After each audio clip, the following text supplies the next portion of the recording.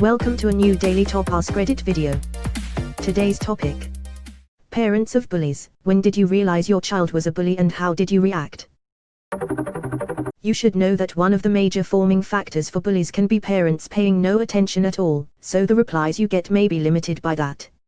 I completely agree. It's not a valid excuse, but it is a reason. Every bully I've met had troubles at home.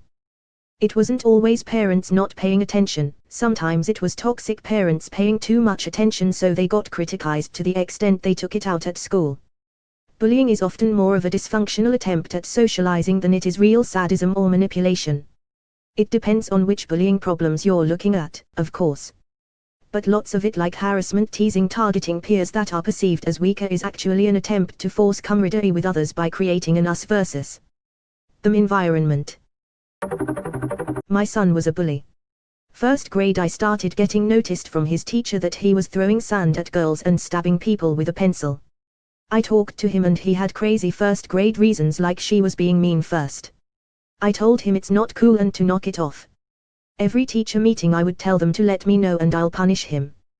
Second grade. I meet the teacher. I warn her that I think he's a bully and to watch him. Same shit starts happening. But now he's being mean to specific people. Anyone that can't run fast, etc. I'm thinking to myself, I can't watch him all the time, what do I do? At home I start punish him, but it doesn't really do anything. All teacher conferences' main agenda is bullying. Third grade. I meet the teacher and warn her we have a bully on our hands. Same crap happens. I'm reading a book on the subject and I read a passage that says if you call a kid a bully, he lives up to the role. Let the experiment begin. From that day I stopped calling him a bully and started saying things like, you're going to help your teacher today, right? You are a good boy. Make me proud by being a helper. Almost night and day. The calls stopped. The next teacher conference, the teacher said how helpful he was. He's in 8th grade now. No bully calls. I make him do volunteer work weekly just in case. He still does crazy crap like attacking kids that are mean to girls, but no bullying. I don't know if I caught it in time or if my kid just needed coaching, but it worked. It's called a self-fulfilling prophecy and happens a lot with kids. You believe that he's a bully and people tell him he is, and soon he believes it and feels like he can't change. Edited to change typo. Happens with adults too. Especially if the person who is negatively defining / stereotyping you is someone you look up to. He still does crazy crap like attacking kids that are mean to girls, but no bullying. He went from chaotic neutral to chaotic goodlmayo. Edit, to those calling simp, consider the following. Men advocate bro code, which is when guys help each other out of brotherhood and camaraderie. But a man who does the exact same thing as bro code but for a woman is a simp. Why treat people differently based on gender? It's just bigotry. Can't we all just help each other and value human life and suffering equally regardless of the gender of the person experiencing it? I'm being a helper. Breaks kids' jaw for being mean to girls. Recently, because I'm working from home and so get to hear, albeit distractedly, the discourse between my two youngest sons. My ears perked when I heard the oldest one's voice drop and the other react with a sudden wail. Then the older one, cool as a cucumber, affected as hell, say, hey, are you okay, little buddy? While the other one continued to cry. I strode into the little one's bedroom in time to see the older one towering over the younger one, staring at him menacingly. But he saw me from the corner of his eye and continued with the fake tone, Mom, something's wrong with that chair, he was sitting in it and it just like flipped over. I just could not believe how he could believe that I would buy that. And his tone was just fake. It gave me chills. I had never seen that side of him before. He's 13 BTW. Edit. Crap, now everyone thinks I'm a horrible parent, which fair, and B, my kid's a psycho or a sociopath. I fear I may have commented on something I really had no business commenting on because of the one-off behavior Max exhibited. But post I did, and so, to answer some of your questions. 1. No, I did not beat that ass. 2. I asked Max how the chair had tipped over and he said he didn't know, it just had. I asked him to demonstrate and he got on the chair and Jason, the younger one, immediately kicked it out from under him. Bam. Are you okay, bro? Jason asked, in just as affected a tone as Max had. Cue the angry scrabbling, going for each other, etc. I managed to pry them apart and sent Max to his room and told Jace to stay in his. Kept my ears perked the rest of the afternoon for trouble.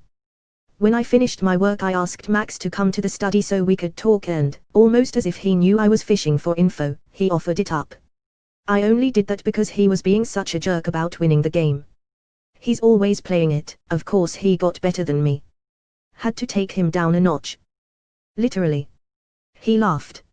I took away his cell phone and Jason's game. Also, to everyone who had to deal with a sibling who was legit abusive, I'm sorry for the pain you endured. I had one of those a wild, crazed sister who liked to dig her talons into my face. Luckily I never scarred, physically, that is. Anyway, I hope you guys are in a better place now. I'll keep an eye on Max and Jason and hope to be a better parent and more judicious poster, since obviously my comment didn't really meet the criteria, given more context. Peace, everyone. What's scary is that he probably believes you'd buy it because you have bought it before. Bingo. My oldest daughter used to whisper to her sister to drive her crazy. The younger one is very sensitive, so she would start screaming and I'd end up yelling at her. That's exactly what the older one wanted. Kids are psychopaths. My siblings would do similar shit. Make fun of me, pester me, etc., because they knew eventually I'd react. And, because I was the one making a ruckus and my parents weren't fond of me, they were frustrated with how often I caused trouble, I was the one who got in trouble.